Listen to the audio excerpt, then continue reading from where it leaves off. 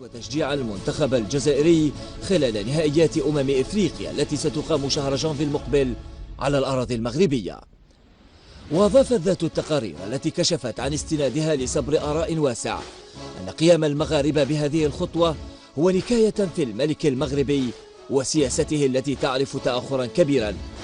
ما أثر بشكل مباشر على الشعب الذي يعيش أوضاعا مزرية ومأساوية في معظم القطاعات والميادين.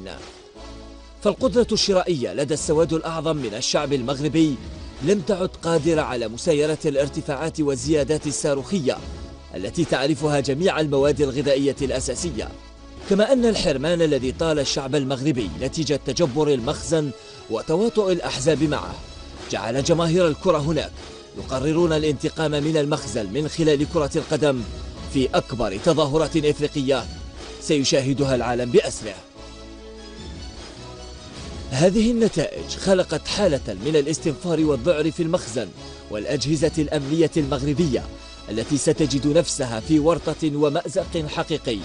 في ظل الهجمات التي ينتهجها النظام المغربي على الجزائر في الآونة الأخيرة، ما يعد صفعة من الشعب المغربي للملك. الجمهور المغربي الذي سبق له أن ناصر المنتخب الجزائري في مونديال السامبا وقدم قبل ذلك رسالة مباشرة لرئيس الاتحاد محمد روراوة لمساعدة الاتحاد المغربي من أجل النهوض بالكرة في المغرب التي تمر بأسوأ فتراتها، إعجابا منهم بالتجربة الجزائرية يرغبون في جعل الخضر وسيلة لتصفية حساباتهم مع المخزن